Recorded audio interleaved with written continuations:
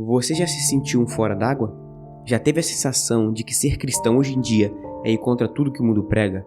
Em tempos de tanta imoralidade, superficialidade e relativismo, será que ainda é possível viver em santidade?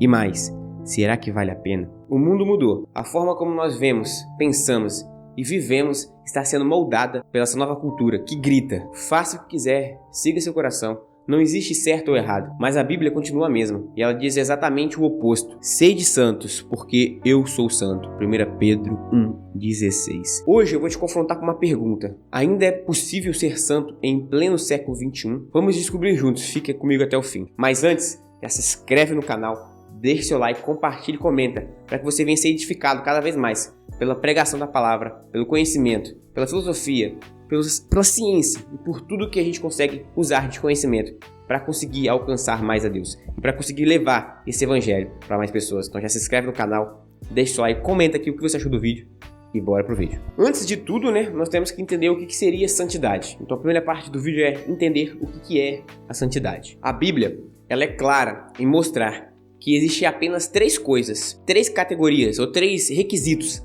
para que a pessoa seja salva: justificação, regeneração e santificação. Hoje, nesse vídeo, nós vamos falar da terceira característica, ou do terceiro requisito para que alguém seja salvo, que é a santificação. Muitos acham que santificação, santidade é ser perfeito, é não ter erros. E muitas pessoas, inclusive pessoas que não são cristãs, quando veem pessoas que são cristãs e que se dizem santos errando, apontam o dedo e acusam. Porque as pessoas têm noção de que santidade é ser perfeito e não errar. Mas santidade não é isso. Santidade significa separado, um povo separado, um povo escolhido. É escolher viver para Deus, ainda que tudo e todos digam o contrário. A santidade é um chamado e não uma opção.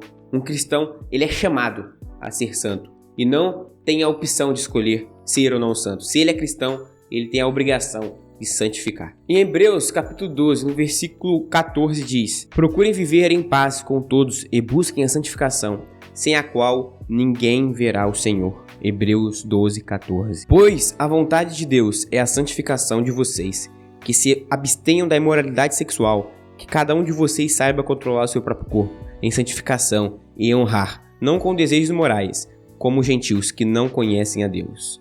1 Tessalonicenses 4, 3 ao 5. Eu mostrei algumas passagens onde Deus exige de nós santificação, onde Deus mostra que sem a santificação nós não veremos a Deus, nós não conseguiríamos ser salvos. Se um cristão deseja ser salvo, se alguém deseja ser salvo, essa pessoa precisa urgentemente buscar a santificação.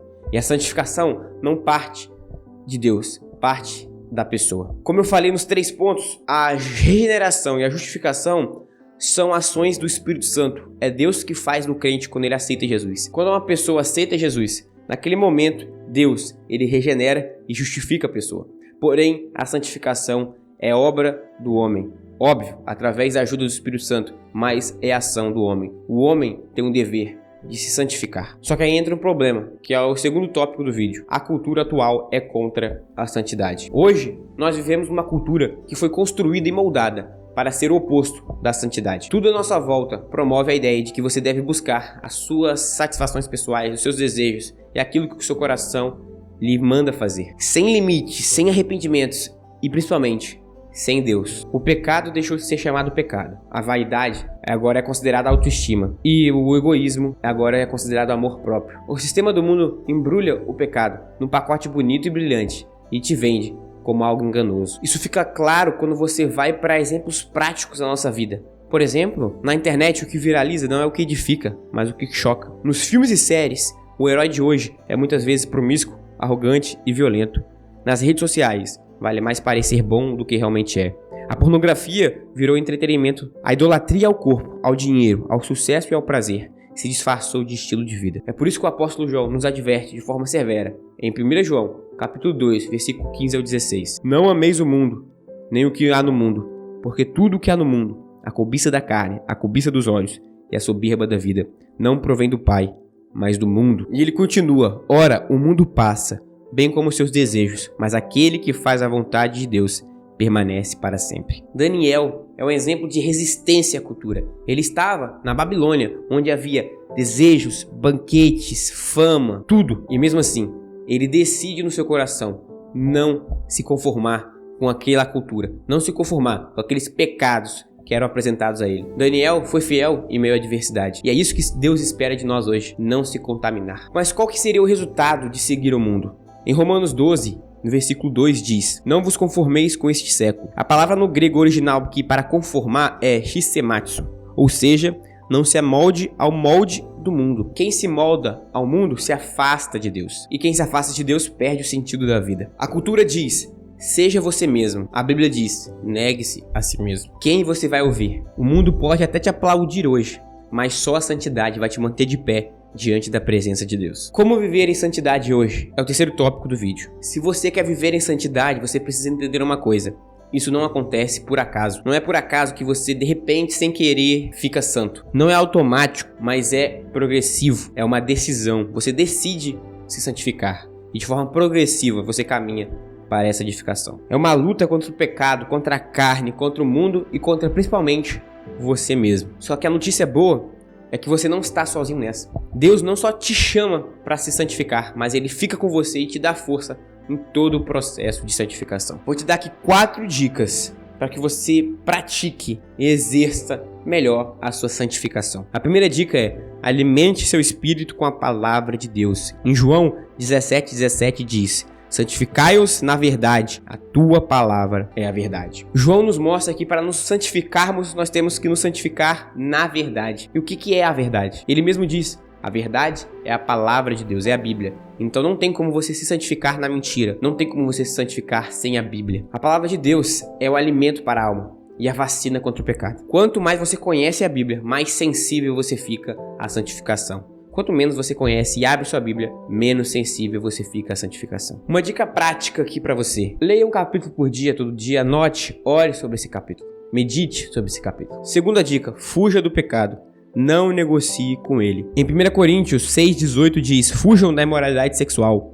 Qualquer outro pecado que uma pessoa cometer é fora do corpo, mas aquele que pratica a imoralidade sexual peca contra o próprio corpo. Em 1 Tessalonicenses 5:22 também diz: abstenham-se de toda forma de mal. Note que Paulo ele não diz para você lutar, para você resistir, mas para você fugir. Fuja, se abstenha, corra. Não tente ver quanto perto do mundo você consegue chegar sem cair, mas se afaste o máximo possível do mundo. O verdadeiro santo não se pergunta: quanto mais eu posso fazer sem virar do mundo? Mas ele pergunta: quanto mais eu posso fazer para me aproximar de Deus? Uma dica prática para isso, para essa segunda dica aqui, seria: elimine tentações, conteúdos, conversas, lugares e até amizades, se for necessário. Terceira dica: esteja cercado de pessoas que te impulsionam para Deus. 1 Coríntios 15:33. As más companhias corrompem os bons trajes, ou algumas traduções, os bons costumes. Você é uma média das 5 pessoas que você mais convive. Imagina a sua cabeça agora, 5 pessoas que você mais convive no seu dia a dia.